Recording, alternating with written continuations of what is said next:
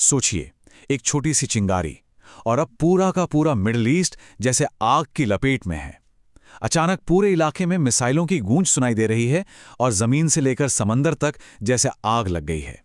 चलिए समझते हैं कि यह सब कैसे और क्यों हो रहा है। जी हां, मिडिल ईस्ट में जंग का ऐलान हो चुका है। अब ये कोई दूर की बात नहीं रही, ये एक हकीकत बन चुकी है जो सबके सामने है।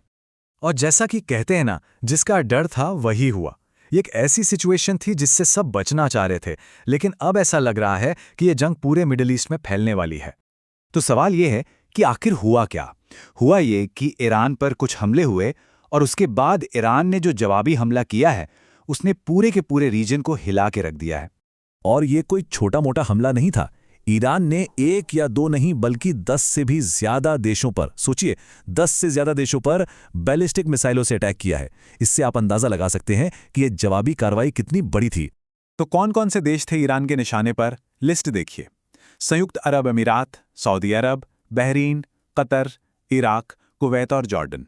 इन सभी देशों पर एक साथ हमला हुआ। जाहिर है इन देशों में जबरदस्त नाराजगी है। लेकिन यहां एक बहुत जरूरी सवाल उठता है, ईरान का असली निशाना कौन था? मतलब उसने इन सभी देशों पर एक साथ हमला किया ही क्यों? तो देखिए, ईरान का असली निशाना ये देश नहीं थे, बल्कि इन देशों के अंदर मौजूद अमेरिकी मिलिट्री बेस थे।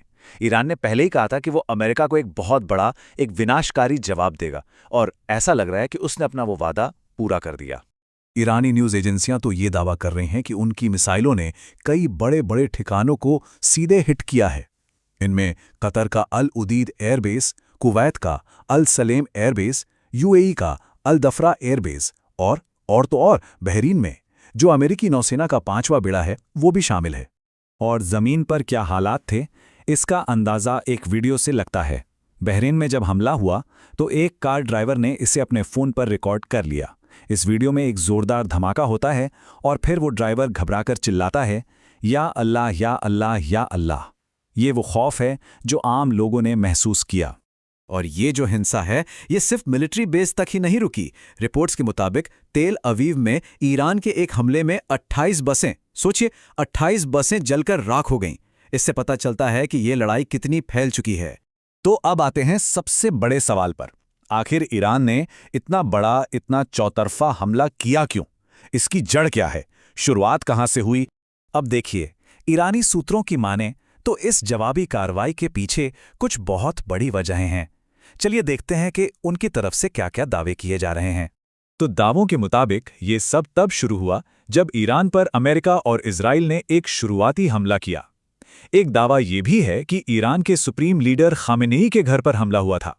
और एक और दावा जो ईरान सरकार कर रही है वो ये कि मिनाब में हुए एक हमले में 40 छात्रों की मौत हो गई। ईरान का कहना है कि इन्हीं घटनाओं की वजह से उन्हें ये जवाबी कार्रवाई करनी पड़ी। लेकिन कहानी सिर्फ बाहरी हमलों की नहीं है। असल में ईरान की सरकार इस वक्त एक ही समय पर 2-2 मोर्चों पर लड़ रही है और यही उसकी सबसे बड़ी चुनौती है। तो देखिए, एक तरफ तो ईरान अमेरिका और इजराइल के खिलाफ जंग लड़ रहा है, ये हुआ बाहरी मोर्चा, और दूसरी तरफ देश के अंदर ही उसे एक बड़े विद्रोह का सामना करना पड़ रहा है। बढ़ती महंगाई है, इकोनॉमी की हालत खराब है, लोगों में गुस्सा है, ये सब मिलकर एक बहुत बड़ी इंटरनल चुनौती बन गए हैं। और ये जो अंदरूनी बगावत है, ये कितनी गहरी है, इसका अंदाज़ा इस बात से लगाइए कि कुछ वीडियो सामने आए हैं जिनमें ऐसा दावा किया जा रहा है कि ईरान की महिलाएं देश पर हुए अमेरिकी हमलों का जश्न मना रही हैं। एक्सपर्ट्स का मानना है कि देश का जो कारोबारी तबका है, मतलब बाजार सेक्शन, फिर जो युवा पीढ़ी है, जेन-ज़ी और महिलाएं, ये सब मौजूदा सरकार के खिलाफ हो गए हैं। ये एक ऐसा अंदरूनी आंदोलन है जिसे बाहर से भी सपोर्ट मिल रहा है। तो सवाल ये है कि आगे क्या होगा? देखिए, जो एनालिस्ट हैं उनका मानना है कि इस पूरे कॉन्फ्लिक्ट को हमें एक खास नज़रिए से देखना होगा, और वो नज़रिया है एक टेस्ट मैच का।